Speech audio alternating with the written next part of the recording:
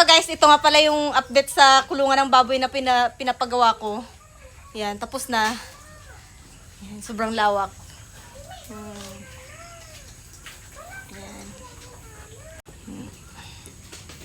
Saka, dyan is CR.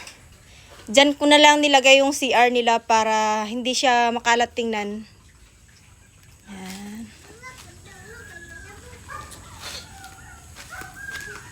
Yan. Tingnan nyo. Sobrang lawak. Mas malaki pa sa bahay.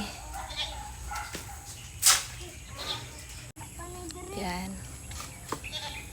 Tapos, meron akong pabo. Saka, yan. Dalawa. Yan. Mga pato.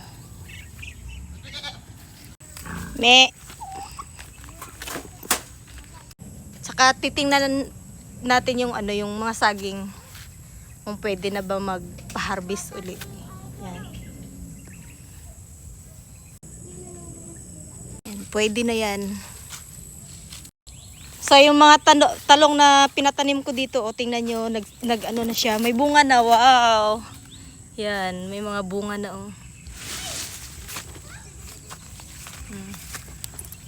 Oh, bibili na kayo guys. Hala, meron na yun. Wow.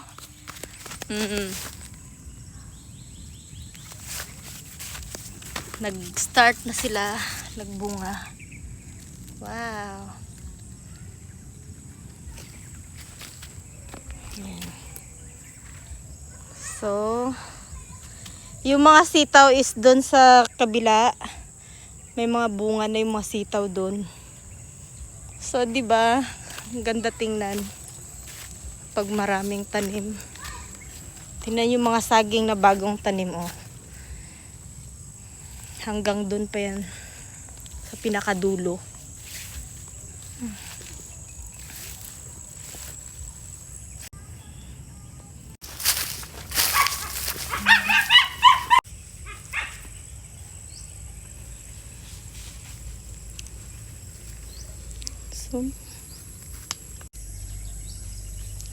So, yung mga niyog, pwede na siguro ma-harvest yan guys. Kasi 3 months na. Simula nung nagpa-harvest kami nung January. Tapos dito is mga bagong tanim na saging. Yan. Kasi sa June, patanggal ko na itong mga papaya dito. Yan. Yung mga papaya na yan. Kasi medyo mahaba na yung mga saging. Haba, ano na pala. Malalaki na.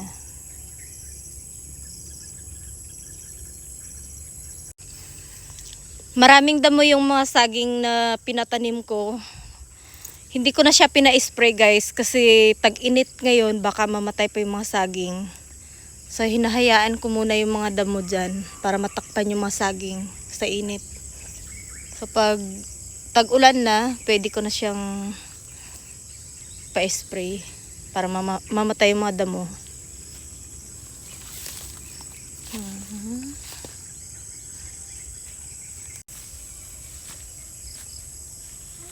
Puno na ng mga saging dyan guys. Yan.